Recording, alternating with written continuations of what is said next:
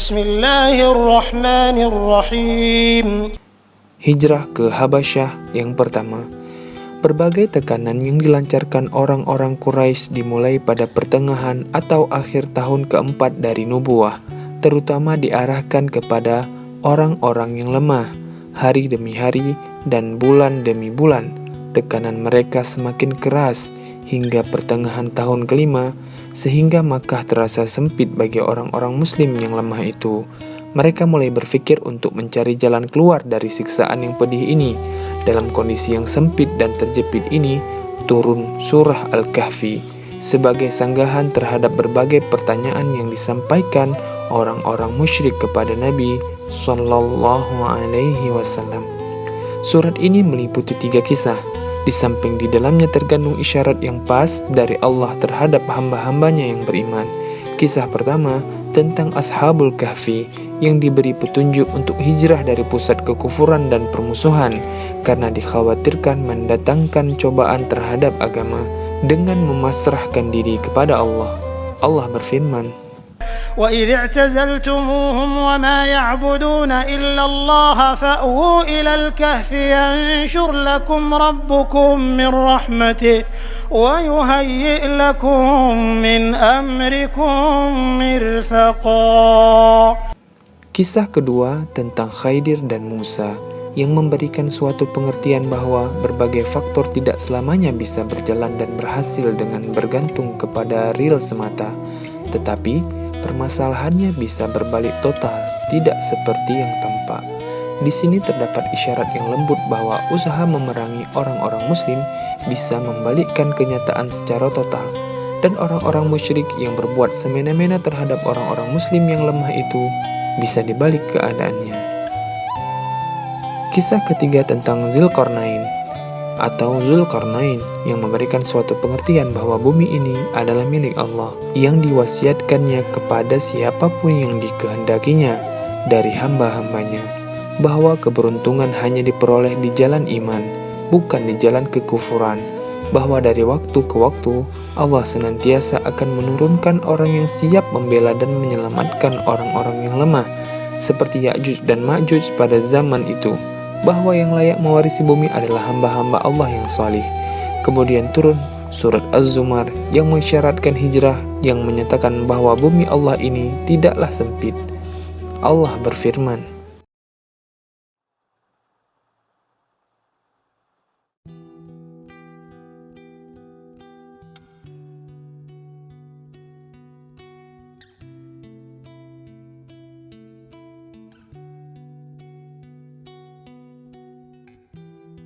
Rasulullah Shallallahu Alaihi Wasallam sudah tahu bahwa Ashamah An-Najasyi, raja yang berkuasa di Habasyah, adalah seorang raja yang adil. Tak bakal ada seorang pun yang teraniaya di sisinya. Oleh karena itu beliau memerintahkan agar beberapa orang muslim hijrah ke Habasyah, melepaskan diri dari cobaan sambil membawa agamanya. Pada bulan Rajab tahun kelima dari nubuwah, sekelompok sahabat hijrah yang pertama kali ke Habasyah terdiri dari 12 orang laki-laki dan 4 orang wanita yang dipimpin Utsman bin Affan. Dalam rombongan ini ikut pula Sayyidah Ruqayyah, putri Rasulullah sallallahu alaihi wasallam. Beliau bersabda tentang keduanya, mereka berdua adalah penduduk Baitul Haram pertama yang hijrah di jalan Allah setelah Ibrahim dan Lut. Dengan berjalan mengendap-endap di tengah malam, mereka pergi menuju pinggir pantai agar tidak diketahui orang-orang Quraisy. Secara kebetulan saat mereka tiba di pelabuhan Syaiban, ada 2 kapal yang datang bertolak menuju Habasyah. Setelah orang-orang Quraisy mengetahui kepergian orang-orang muslim ini, mereka segera mengejar. Tetapi tatkala mereka tiba di pinggir pantai, orang-orang muslim sudah bertolak dengan selamat. Orang-orang muslim hidup di sana dengan mendapatkan perlakuan yang baik. Pada bulan Ramadan di tahun yang sama, Nabi Shallallahu Alaihi Wasallam keluar dari Masjidil Haram, yang saat itu para pemuka dan pembesar Quraisy sedang berkumpul di sana. Beliau berdiri di hadapan mereka, lalu seketika itu pula membacakan surat An-Najm. Orang-orang kafir itu tidak pernah mendengarkan kalam Allah yang seperti itu sebelumnya, sebab redaksi mereka panjang-panjang seperti biasanya. memaksa sebagian di antara mereka untuk menjelaskan kepada sebahagian yang lain, seperti yang dijelaskan Allah dalam firman-Nya. وقال الذين كفروا لا تسمعوا لهذا القرآن والغوا فيه لعلكم تغلبون. Tetapi tatkala dilantunkan bacaan surat ini, gendang telinga mereka diketuk kalam ilahi yang indah menawan, yang keindahannya sulit dilukiskan dengan suatu gambaran. Mereka pun diam terpesona, menyimak isinya, dan semua orang khidmat mendengarnya, sehingga tidak ada pikiran lain yang melintas di dalam benak mereka. Tatkala beliau sallallahu alaihi wasallam membacakan penutup surat ini, hati mereka serasa terbang. Akhirnya beliau membaca ayat terakhir, فَاسْجُدُوا لِلَّهِ وَاعْبُدُوا. Mereka pun bersujud, tak seorang pun mampu menguasai diri, dan mereka semua merunduk dalam keadaan sujud. Sebenarnya sinar-sinar kebenaran telah merasuk ke dalam jiwa orang-orang yang sombong dan selalu mengolok-ngolok itu. Mereka tidak mampu menahan diri untuk sujud. Apa yang selama itu mereka pegang telah jatuh, karena mereka merasakan keagungan kalam Allah yang benar-benar telah menguasai kendali mereka. Saat itu mereka melakukan apa yang sebelumnya hendak mereka punahkan dan basmi.